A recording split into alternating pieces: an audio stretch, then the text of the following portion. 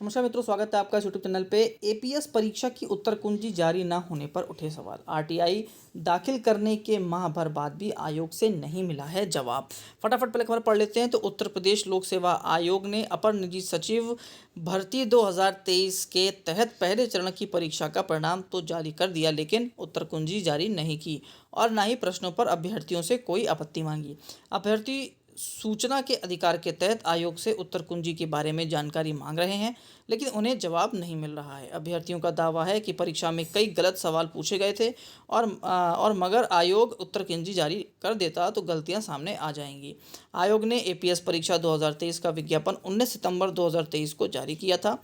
यह भर्ती 10 साल बाद आई। इससे पहले वर्ष 2013 में विज्ञापन आया था, लेकिन विवाद के कारण यह परीक्षा बीच में ही निरस्त कर दी गई थी।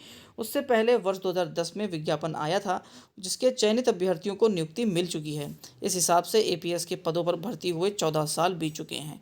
आयोग ने एपीएस परीक्षा 2023 के तहत 311 पदों पर भर्ती के लिए विज्ञापन जारी किया था। इस भर्ती के लिए तकरीबन 1 लाख अभ्यर्थियों ने आवेदन किए थे। पहले चरण की परीक्षा 7 जनवरी 2024 को आयोजित की गई थी, जिसमें बहुविकल्पी प्रकार के 150 सवाल प्रश्न पूछे गए थे। इनमें 50 प्रश्न हिंदी, 50 कंप्यूटर और 50 प्रश्न सामान्य अध्ययन में शामिल थे।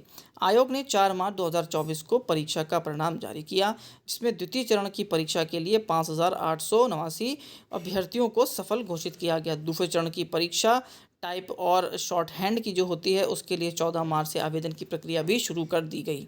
आयोग के कैलेंडर में दूसरे चरण की परीक्षा 9 अप्रैल 2024 से प्रस्तावित थी, लेकिन आयोग ने परीक्षा स्थगित कर दी है। नई परीक्षा तिथि अपनी अभी घोषित नहीं की गई है। आयोग ने पहले चरण की परीक्षा की अंतिम उत्तर कुंजी भी जारी नहीं की है। असूमन परीक्षा के बाद आयोग अंतिम जो उत्तर कुंजी होती है, अंतिम उत्तर कुंजी जारी कर प्रश्नों पर आपत्ति मांगता है और इसके बाद परीक्षा का परिणाम जारी करता है। अभ्यर्थियों का आरोप है कि परीक्षा में कई गलत प्रश्न पूछे गए हैं और उन्हें सही मानकर कुछ लोगों को गलत तरीके से लाभ पहुंचाया गया है। अभ्यर्थी चाहते हैं कि आयोग उत्तर कुंजी जारी करे।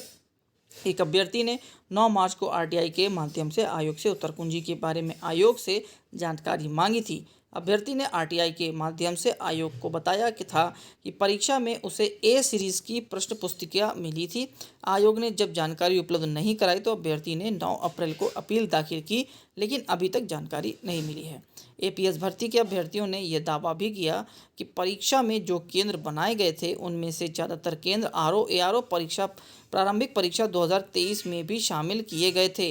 अभ्यर्थियों ने शासन को पत्र लिखकर मांग की है कि आरओ परीक्षा में पेपर लीक की घटना के बाद एपीएस परीक्षा की भी उच्च स्तरीय जांच कराई जाए। तो बहुत खेद होता है सुनकर, बहुत दुख होता है ये सुनकर कि 14 साल बाद अगर भर्ती आ रही है, उसमें भी इस तरीके की अगर चीज़ें हैं तो बिल्कुल गलत है। कोई भी परीक्षा, चाहे वो छोटी हो या बड़ी, उत्तर कुंजी तो जारी करनी ही चाहिए और अगर कहीं आपत्तियां हैं तो उनको ज़रूर सुनना चाहिए। हालांकि एक बात बहुत ख़राब है और एक बहुत ही शर्मनाक बात है कि इतने बड़े प्रदेश में इतना बड़ा विभाग और इतनी बड़ी जब भर्ती कराता है, उसमें प्रश्नों में गलती हो कैसे जाती है।